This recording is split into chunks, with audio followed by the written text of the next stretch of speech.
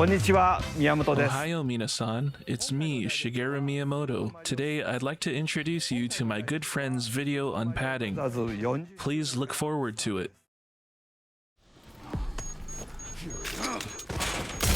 I like action, I like fantasy, and I like good graphics. I would even say that I like those things so much that my ideal game would be an action game in a fantasy setting with good graphics. That's why I wanted to try out the recent big budget title, Crimson Desert. The city environments look so ridiculously beautiful, this screenshot alone really helped to guide my mouse cursor to the purchase button. I've put around 50-ish hours into the game, completed chapter 6 and started on 7, and I've done a ton of the side content in the Hernand area. If the trailers are anything to go by, I know that I'm just scratching the damn surface of what the game can offer, but at least I think I have a good gist of what the game's all about. I can gladly say that I've enjoyed a lot of the time I spent with it, and I can definitely tell that there's going to be a lot more to enjoy if I ever get back into it. It's a cool game, and I'm glad it's so popular, especially since I was pleasantly surprised with the combat, which I'll get to later. However, not all of the time I spent with the game was enjoyable, and in fact I have some huge gripes with it because it's riddled with the type of stuff that I don't like seeing in my video games. I want to get the open world out of the way first. I just don't understand how people like them so much. I admit that the idea of traversing a vast, sprawling open world sounds really exciting on paper, but in execution, it never fucking works. Here's a clip from one of my other videos where I express my distaste of open worlds. It's fake, phony baloney ass bullshit. I hate the open world meme so much, and I especially hate it when games that were doing just fine without open world suddenly add open world for no reason just because other games are doing it. There's nothing wrong with linearity. In fact, I prefer linearity because it reduces what would otherwise be pointless downtime, where all you're doing is just running or driving from place to place without engaging in any real gameplay. What does it say about the open world when the most stimulating parts of the game aren't out in the open world, but in the smaller, more enclosed legacy areas? It says that the open world fucking sucks, and that the developers didn't care and just threw random bullshit at the game just because open world is an appealing marketing term. Now, I'm sure that not everything I said in that clip can apply to Crimson Desert, but from what I could tell from playing the game so far, it checks off my main complaint, which is that the act of traversing the open world, like actually getting from place to place, quickly gets old. You could tell me that open world is good because walking around such a huge map allows you to soak in the care and detail put into the world, and I'd agree with you on that, but once you get over how pretty it is, and good god does the game look ridiculously gorgeous.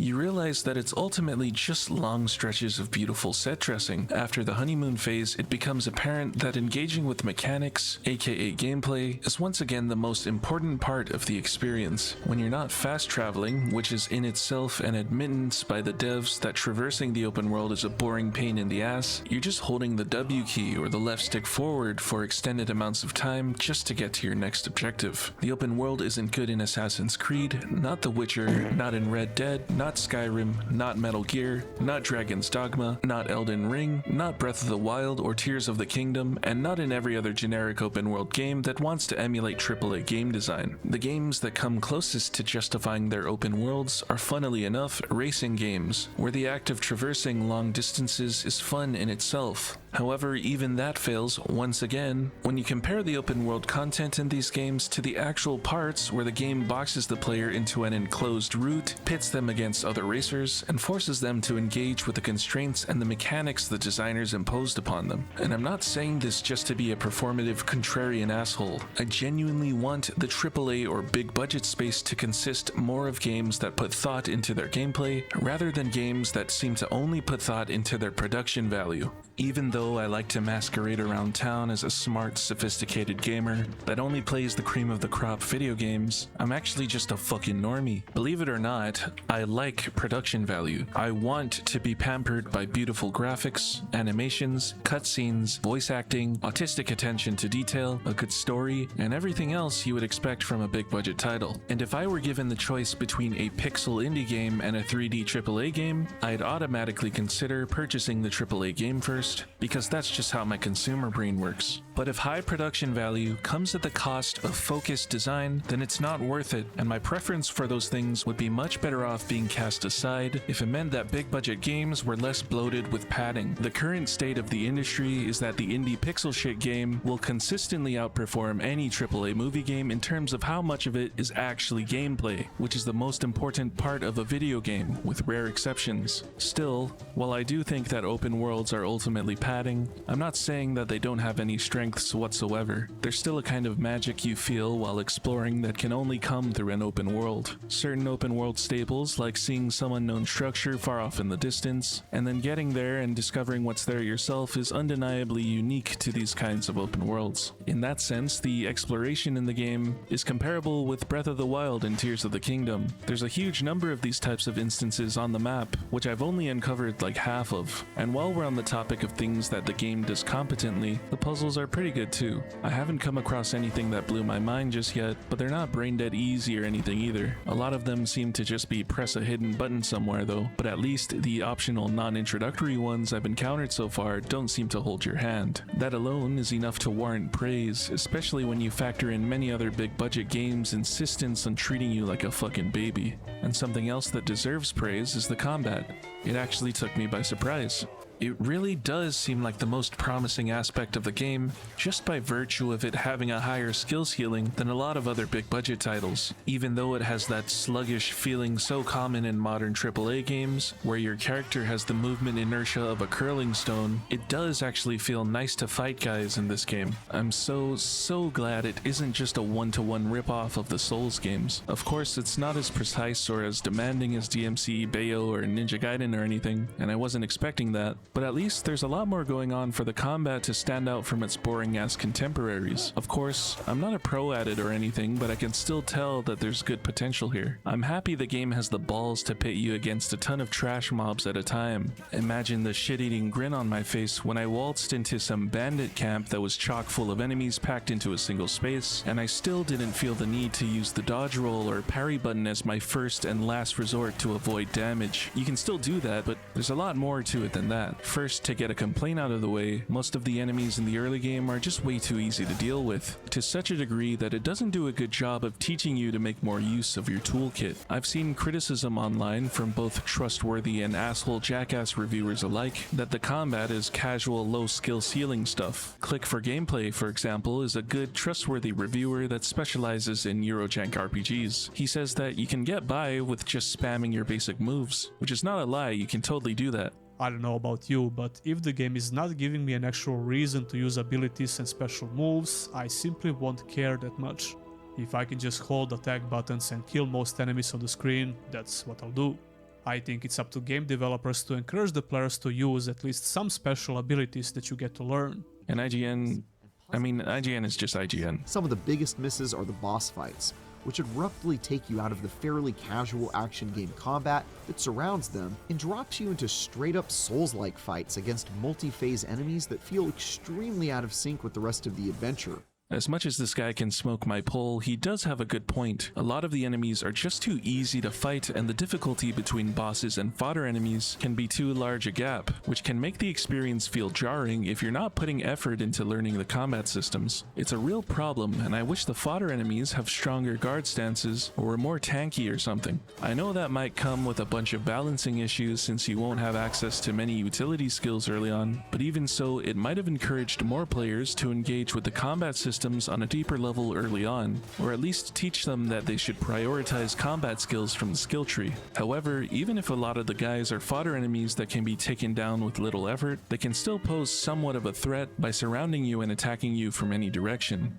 You could say that this is a flaw with the camera system, and it is flawed, but part of the fun is positioning yourself and baiting enemies in such a way where everyone is in your field of vision. Thankfully, later on, some enemies become tankier, and some of them need to be guard broken to deal damage to them. so making use of your toolkit does become more common. You can make use of iframes tied to offensive moves. You have access to actual crowd control moves that aren't just stuns. Enemies actually react to your attacks and stagger back into each other so you can chain hit reactions, encouraging you to be more aggressive and use your big boy moves during all phases of combat. All of the bosses I've come across so far just seem like Souls fights at first glance, but I was surprised that you could actually string together combos to keep them in stun lock for as long as you can. There's some good fun to be had with that. Again, movement and spacing don't feel as precise as other action games because of that inertia stuff, and there's probably a little bit of that shitty magnetism going on. But at least all of the things I mentioned before allow you to be more proactive in a fight. I'm really glad that this game will expose its huge audience to a combat system that isn't just roll, parry, and punish. I hope the tryhard zoomers who enjoy this combat will go out of their comfort zone and try out other more combat-focused games. I also just wish you can't exploit food or those revive items, so it could force players to actually learn the systems more deeply, because as it stands, you could just weasel your way through and brute force bosses or big encampments just because you have a ton of heals or revives. But that's just the elitist in me speaking, I digress. The point is that the combat is noteworthy and the exploration and puzzle solving are pretty good too. All of this is good stuff. Please don't get me wrong. I'm gonna start criticizing the game more, but before I do that, I just want to say that I'm not calling the game a worthless piece of shit. It's not worthless garbage. As I've said before, I do like the game, and I definitely understand the appeal of it, and if it wasn't so padded out, it would be an instant recommendation for me. It's just that a good chunk of what happens in it makes it difficult for me to keep playing. The game really does seem determined to slap together a bunch of AAA tropes all in one. Talking to random nobodies that you don't give a shit about and who will probably have zero impact in the story down the line, unskippable walkie-talkie sections that tell you to hold down a button to keep pace with the character, and long stretches of downtime where you do inconsequential quests that take no fucking skill. Repeatedly doing all of this stuff is what made me tap out. It's not like I went into the game with tunnel vision ignoring what it tries to do. I tried to meet the game halfway, man, I really did. I tried to engage with its systems, I partook in quite a bit of the optional open world content, I went in with an open mind and everything, but the padding was just wearing me down, so I just quit the game out of boredom. Also, I can't unsee Cliff as Beast from DOS 2. Wait, what did you mean? You might hear this and say, wow, you dropped Crimson Desert after only 50 hours? You're one impatient son of a gun, and you're judging the game unfairly. The game gets good after 60. You should have stuck with it. And to that I'd say sure. Yes, it is unfair of me to judge the game so heavily after only having played through so little of it. And because of that, I haven't given up on the game just yet. I'll probably get back to it in like a little while, and there's probably way more to enjoy than just the stuff I experienced in that short amount of time. But before I move on to my next point, I just wanted to stop real quick to shine a light on how insane this scenario is. Again, I have about 50-ish hours clocked into Crimson Desert, which is around 3,000 minutes give or take. That's not an insubstantial amount of time. The game still hasn't truly hooked me because the main story insists on wasting my time with parts that are unbelievably dull. If you've ever been around discussions online about any given RPG or other long-winded types of games, including Crimson Desert, you might have seen some guys complaining about said games and asking when it gets good. You might have seen someone with an answer along the lines of, "It gets good 20 hours in, bro." I'm not gonna argue against this or anything because this is literally true for some games. I have experienced firsthand games which take fucking dozens of hours to finally become engaging. So it's not like this answer is untrue or anything. I just think that "it gets good 20 hours in, bro" is just an absolutely absurd thing to both say and hear. What other form of entertainment gets away with this stuff? Can you imagine if you went to a basketball game, but for the first 2 quarters the players were just practicing free throws and sucking each other's dicks or something, and then they only started playing the real game after halftime? Why do you need to lock the good shit behind pointless fluff? Why do people consistently think that having tons of this stuff, which has little to no bearing on gameplay, is what makes a good game? I know that some amount of introduction is required to get your bearings before you go out on your own, especially with a game as fast as this one is, but it really feels like you have to finish like chapter 4 or something to finally unlock everything you need. I know it doesn't seem like that big a deal, especially since the worst parts of the boring bullshit you're asked to put up with, which is the first 5 to 10 hours or something, will end up being such a small percentage of your playtime if you end up playing all the way to the end. But it's not like the first 5 to 10 hours is the only time where the progression is just a slog. Up until until the end of Chapter 6, and early on in Chapter 7 where I stopped, the game still insists on taking you out of the gameplay just for the sake of it. Here's a couple sequences within the same chapter that I want to highlight. Chapter 6 has you going out into a war zone. A war zone sounds like the ripest opportunity for some cool combat sequences, so it'll be cool to get to that. But first, you have to do a scripted walkie-talkie part, and then you have to watch another long unskippable cutscene.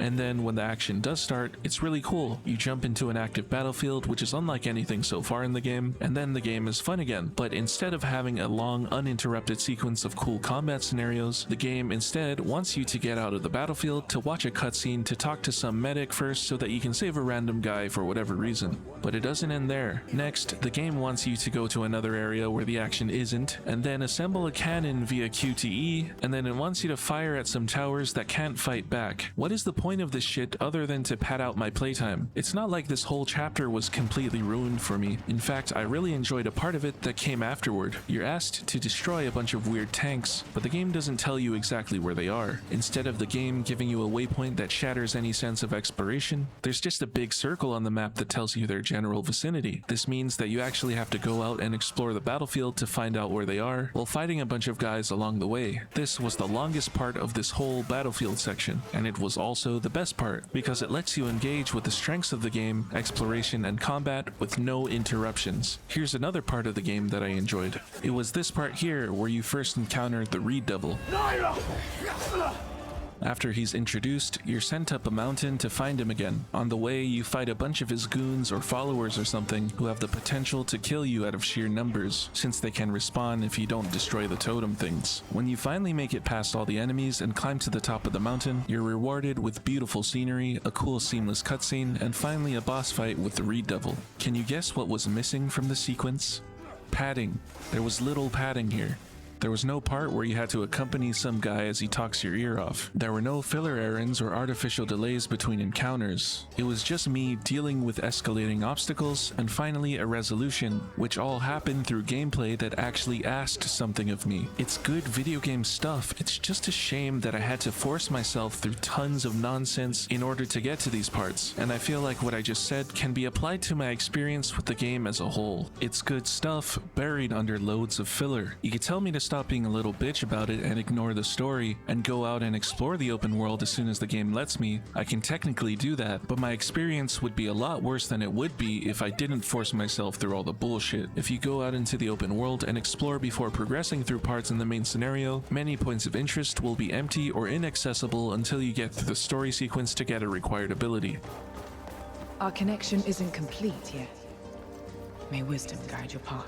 Some good stuff, like bosses, will just not show up unless you progress the request that sets them up. The game gates you from the most stimulating parts of it behind a progression system that doesn't play to its strengths. After I got all the necessary abilities to progress and started going out and exploring the world, I went out and finally had myself a long, uninterrupted stretch of gameplay where I explored the map to discover ruins, solved some puzzles, and cleared out outposts. It was good. It was actually fun. It's telling that I was much more willing to put up with all the padding the game threw at me after that, because I experienced firsthand that there was an actual good game behind it. The game is genuinely fun when it's not wasting your time with boring garbage, so why does the padding even need to be there in the first place? I think that my time with Crimson Desert helps to illustrate a problem in many other games. That is, that games don't get to their point quick enough, or there's too much padding around the point that the point becomes obscured. What is the hook or the gimmick of Crimson Desert? What is the point?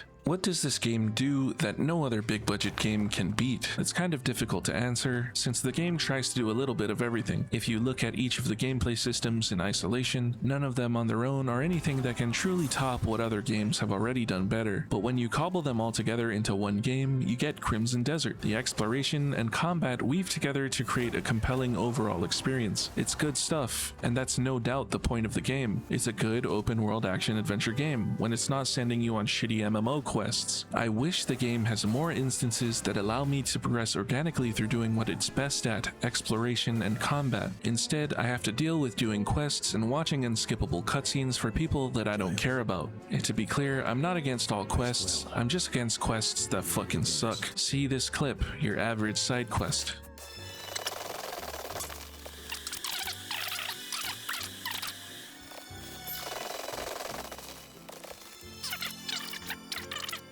A good number of the main quests are largely like this too. Follow a map to a waypoint, watch a cutscene, maybe follow a guy on horseback or something, and then do a thing that takes no skill and then come back and watch a cutscene again. This might be acceptable if the story were top notch, but so far it seems like an incoherent mess. So why even bother leaning so heavily into this kind of structure when it doesn't play into the game's strengths at all? What's here can be improved upon.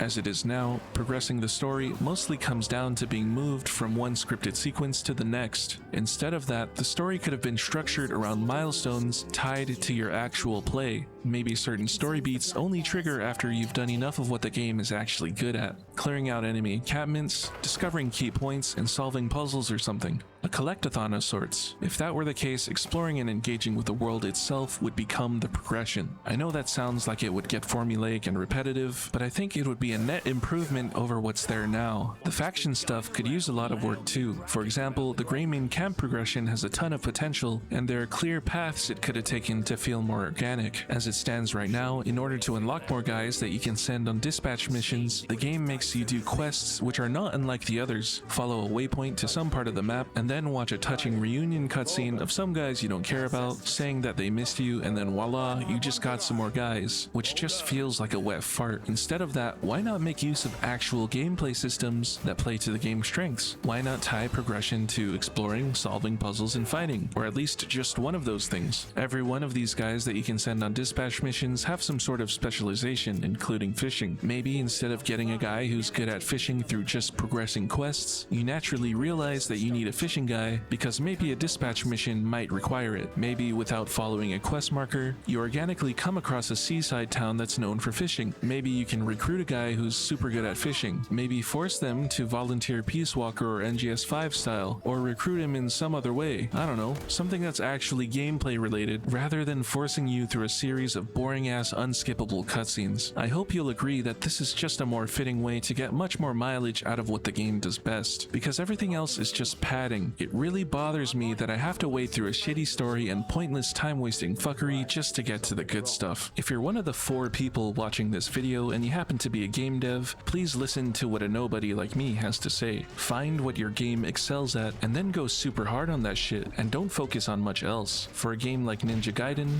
the point is the combat. Ninja Gaiden is just a strong, focused experience, not just because it's difficult and the action in it blows almost every other game's action out of the water, but also just for the fact that it doesn't focus on much else other than its combat. There's platforming and somewhat confusing level design, but it's offset by a bunch, and the meat of the game is just the combat. In fact, there are numerous stretches of the game where enemy after enemy after enemy spawn, yet it never really feels monotonous because the combat is what the game is built around. Fighting guys is just so much fun in this game. The game is just tight and focused and gets to the point right the hell away. The very moment you exit the loading screen and start the first level, a guy spawns in to kill you. You might think that I'm arguing / advocating for gameplay density, but I'm not actually. Of course, games filled to the brim with gameplay is just a generally good practice to make your game more engaging, but it's not the end-all be-all. Your game doesn't need to be as hard as my cock is right now either. Difficulty doesn't automatically equate to a good experience. Games like Shenmue, Naissance, or Shadow of the Colossus wouldn't be nearly as stupid, atmospheric, or as impactful an experience if they were turned into super difficult and gameplay-dense arcade games. What I'm trying to say is just pick a fucking lane or two and focus on it. There's just too much padding with big budget games nowadays, so much so that the best parts of them aren't focused on nearly as much as I'd like them to be. And when I talk about padding, I don't only mean lots of cutscenes, or walks between objectives, or pointless side quests. Sometimes padding is baked directly into progression, which lots of people call grinding. Here's a mean-spirited definition of grinding, one pulled straight from the most reputable scholarly source out there. Grind. The act of repeatedly performing simple, low-variation tasks in video games in order to advance progress, usually in the form of levels or resources gained. In other words, doing boring, time-wasting ass chores just to watch numbers go up. What I just said is both inflammatory and reductive because it ignores what some players actually get out of the act of grinding. If you're in the boat of people that do enjoy it, then this is probably just worthless drivel to you, because it sounds like it's coming from some asshole with perceived moral high ground, telling you that you're wasting your time doing this stuff. What might have pissed you off even more is that there's sort of a stigma around grinding, which I'm probably contributing to right now. Many quote-unquote true gamers on their high horses like myself might look down on you for enjoying grinding, almost as if it were some kind of drug you resort to get away from reality. This can definitely be the case a lot of the time for a lot of people, but I'm willing to bet that it's not always the case. I'm sure that many people just genuinely enjoy the act of grinding and derive pleasure from doing monotonous tasks over and over again, watching their resources or levels slowly increase. Grinding is such a vague term though, so I'd like to talk a little about it first. So many video game related things can be considered grinding. If you want to unravel the intricacies of any given game or genre, even if there's not that much to unravel, you still must put some amount of time into it, not to mention things like climbing or maintaining ranks in competitive modes or optimizing routes to get a high score in an arcade game or something. All of this, I guess, can be considered grinding too. So in a sense, every game in existence requires at least a little bit of grinding. But it's not even like it's exclusively a video game thing. We can't forget the ever-present Shrigma grind set that so many people put themselves through in real life. People slowly build their educations and careers over decades, tracking progress and credits earned or salaries climbed. People slowly build their physique over years of their life, putting their bodies through incredible stress. People slowly build their collection of whatever the fuck, Pokemon cards or Funko Pops or some shit, I don't know. Labubu's. One thing these things all have in common though is that they represent real tangible gains in understanding, skill, or growth. Time spent translates directly into competence. You can point to clear, observable differences between someone who's put in the work to gain specific skills and someone who hasn't. For example, here's a side-by-side comparison of my gameplay versus GodGamer Jamer's gameplay of Metal Slug.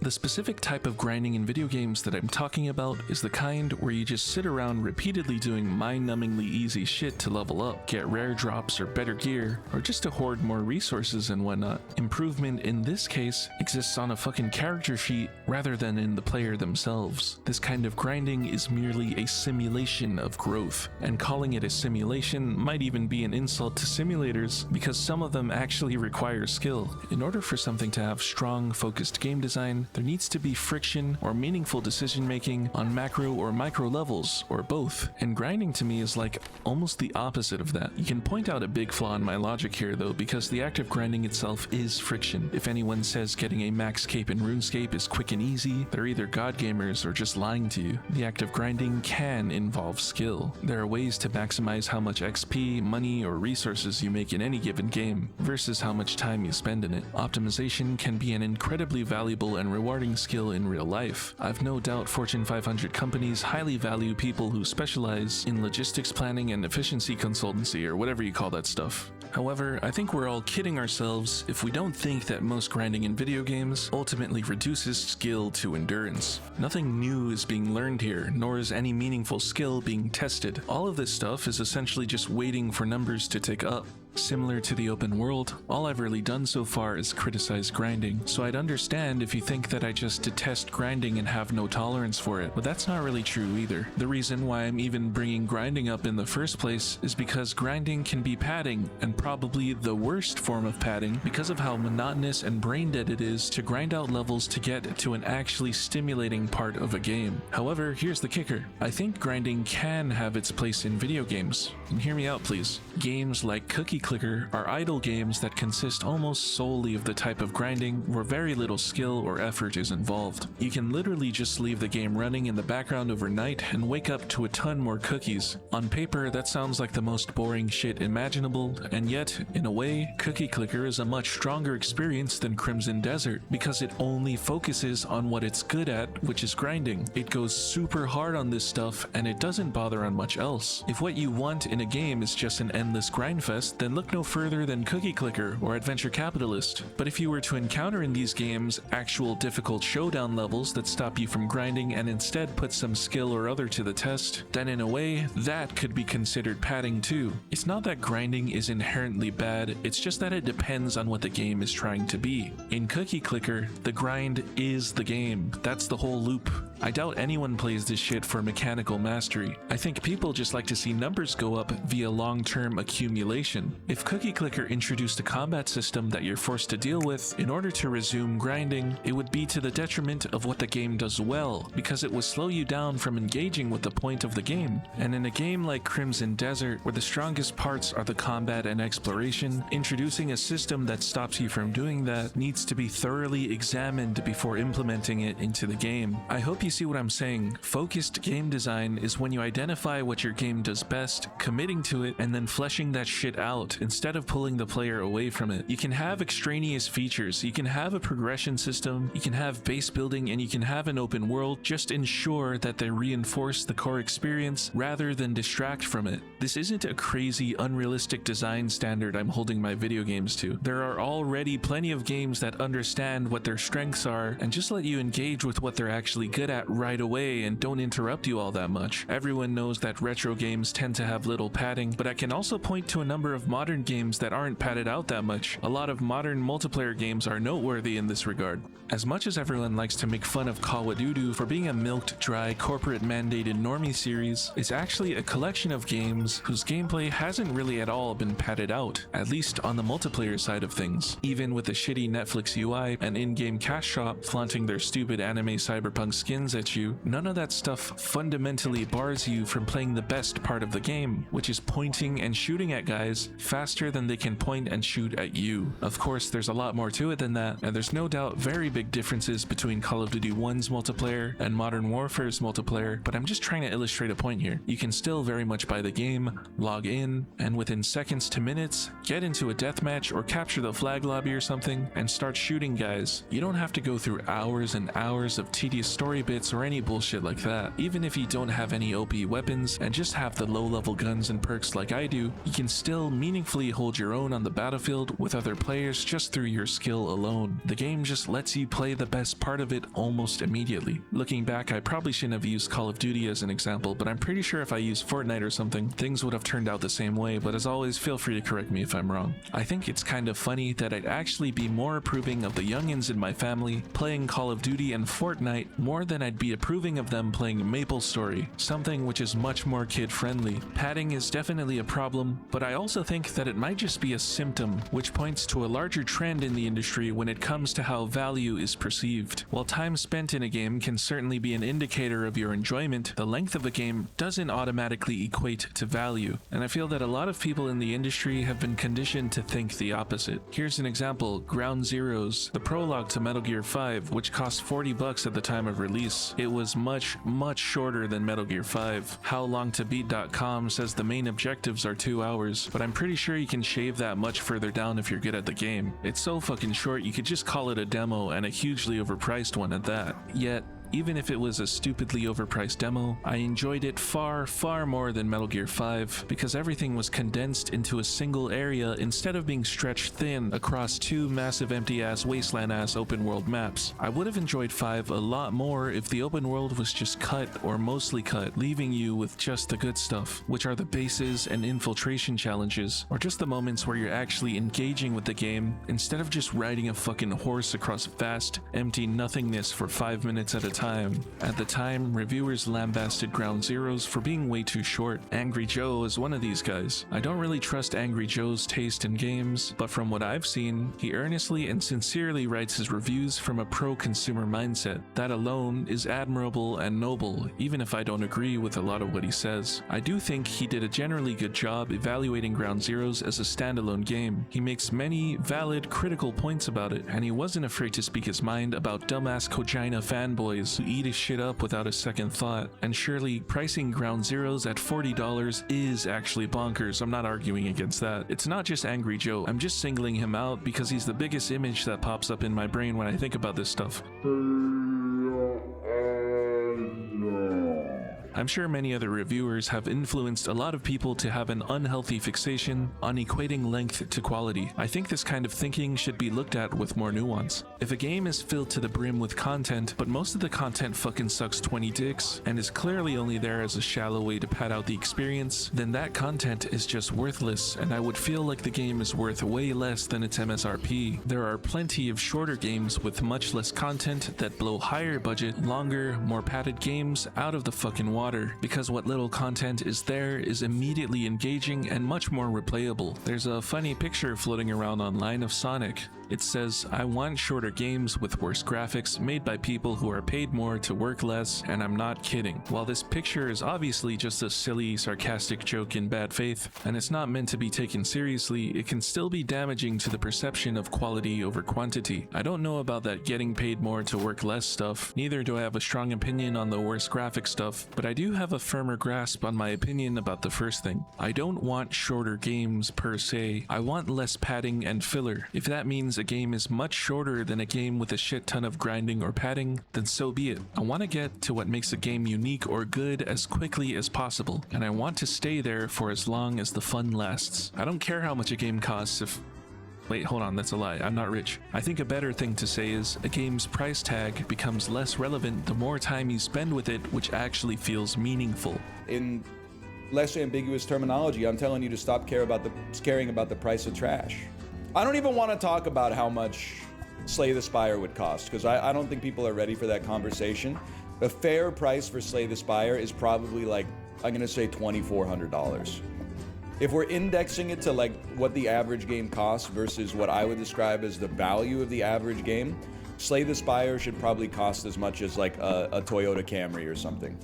Maybe I haven't explained myself well or presented a good argument against any of the issues I listed in this video. Maybe you still aren't convinced about reducing grinding, padding, or any of this stuff. If my dumbass couldn't convince you, then maybe experience will. If you haven't already, I recommend you check out Steam, the eShop, a physical store, an actual arcade, or any pirate place or whatever, if you don't want to pay, and pick up an arcade-style shmup, a genre which contains games that are the epitome of strong and tight game design, with little to no fluff. Look for something that resonates with you. It doesn't even have to be a crazy bullet hell Danmaku one, just one of the slower paced ones will do just fine. These games aren't even long. Blue Revolver Double Action, for example, takes less than 30 minutes to beat. Try playing one of these games until you get good enough to get a 1 credit clear on the easiest difficulty. If you don't know what a 1 credit clear is, or a 1cc is, it's essentially just beating the entire game in a single run without getting a game over screen, with no safety net like checkpoints or save states. Getting a 1cc means that you've learned the game well enough to survive the entire thing in one clean run. You can still die, there is still a life or 1-up system, dying is allowed, but failing the run isn't, if that makes any sense. Just go play one, you'll know what I mean. The best part is, you don't even need to like shmups. I don't even like shmups that much. I suck ass at them, and have only 1cc'd like 3 of them up to this point in time, and only on fucking easy mode to boot. They're just such a clear expression of pure, focused video game that I cannot think of a better example of what a video game with as little padding as possible can be. If you haven't already, please consider 1cc'ing a shmup. Just one. I think that the moment you achieve that in your first shooting game, you'll immediately have a deeper understanding of what strong game design can be when you get rid of everything else, which might open your eyes to why padding pisses me off so much. It might start to piss you off too. Getting back to AAA games, I don't want to make it sound like I'm saying they're just worthless garbage, because they're not. Relativism, subjectivity, one man's trash is another man's treasure, there's a time and place for everything and all that stuff. Look at my suit. Part of the reason why people enjoy big budget games like Crimson Desert is to marvel in the excess, not think too hard about any mechanics, be pampered by beautiful graphics, animations, and enjoy cutscene after cutscene. Anyone can get real enjoyment out of this type of game. I'm just glad that people like video games, because video games are really just great. I suppose the problem with this type of fence-sitting thinking is that it treats all design philosophies as equally valid, even if some of them produce far more engaging experiences than others. The slightly less copped-out answer is that when it comes to the strengths of a medium, which in the case of video games is interactivity, certain design philosophies are more valid than others. I think all of these different types of games are fine. I'm not mad they exist. and I'm not mad people like them, because believe me, I like a lot of AAA movie games, including Crimson Desert. Some of my favorite games are games with padding out the fucking wazoo. I'm just mad that this is what many people have come to expect from the medium, especially within the big budget space, and I'm mad that critical appraise is so often given to games that prioritize scale, content volume, and high production value over engaging gameplay. I'm pretty sure I've said this before in a previous video, and I promise this is the last time I'm bringing this shit up, but time is the most valuable currency we have. All of us have these horrible, terrifying death clocks ticking away until it reaches 0, at which point our lives end in a comedic cartoon explosion. Why waste what little time we have dealing with padding that's just there to waste it? Hey guys, it's me again, Masahiro Sakurai. Thanks so much for watching. I think that this is the last of these preachy types of videos that I'll be making, unless something comes up that really catches my attention, because most of the issues I've talked about in this video sort of treads the same ground as others. You've probably noticed that I keep bringing up the same talking points I've gone over already. This makes a lot of the content in my videos uninteresting and repetitive, as I've already said a lot of this shit before. Plus, I think I've gone over everything I've wanted to say regarding these kinds of problems. I want to avoid doing that in future videos, so I'll just be trying to focus on other more specific topics moving forward. Thank you again for watching.